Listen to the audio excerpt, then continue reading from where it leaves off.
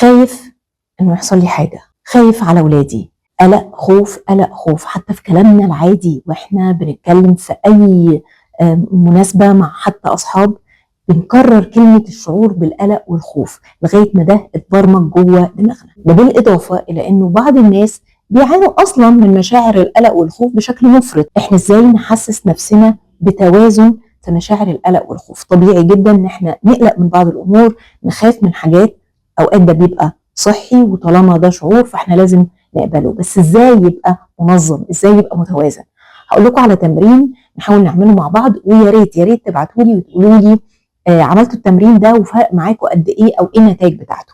التمرين باختصار شديد هنتكلم في لستة كده بمشاعر الخوف، وليكن خايف انه ما انجحش، خايف من مقابلة الشغل بتاعتي الاسبوع الجاي، خايف انه صحتي تتدهور فيحصل كذا.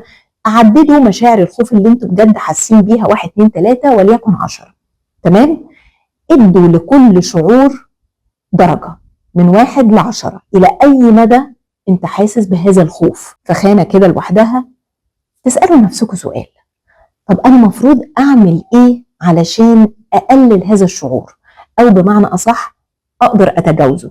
مثلا مقابلة الشغل اللي أنا خايف منها، هل أنا مستعد كفاية؟ هل مفروض أجهز نفسي؟ هل مفروض مثلا أدخل وأشوف فيديوهات بتقول إزاي أتعامل؟ هل في مهارات معينة لازم أشتغل عليها لحين ما يجي ميعاد الانترفيو؟ وهكذا.